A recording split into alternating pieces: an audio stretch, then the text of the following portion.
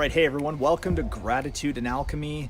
And something just the entire idea behind gratitude and behind alchemy and behind creating out of the thoughts and really the intentions that you put out into the world obviously it's so important to me. It's something that I firmly believe deeply in. It's the way that I like to live my life.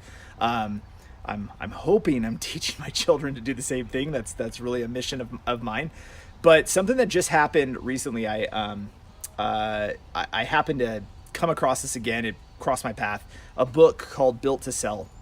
And for those of you who know me, you know that I like businesses. I like business, building businesses. And the basic lesson in the book is that you want to build and position your business so that it can operate without you. It can be productized so that it is, acquirable, so that somebody would want to come in and actually buy it. And so I've been building, basically for the past year, a company called Wedding Booking System, and we help wedding venues book more weddings by using marketing and sales automation and advertising and stuff. So similar, like a marketing agency, but very specific niche down to the wedding industry. And the entire intent behind how I've been building it is that it can be completely replicable. We can we could replicate it and move it into any market that we need to.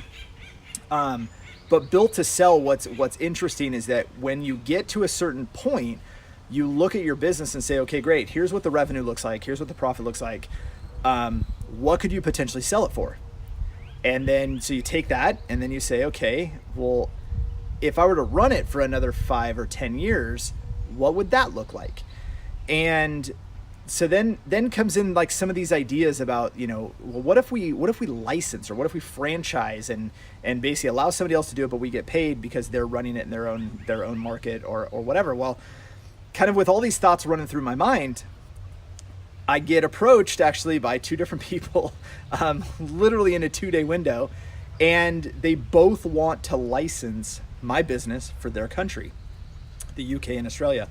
And so these 2 gentlemen are awesome. I am absolutely in complete respect for who they are as people, but also what I know that they can bring to the table. And what's very interesting is that my intent, my thought process, and the work that I've been doing to build my business, to productize it, to make it sellable, it's now in a position where we're in the middle of negotiations on actually licensing.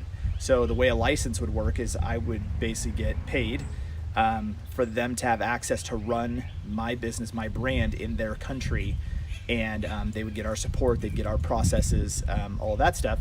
And then I would get a profit share out of everything that they do from this point till the end of time.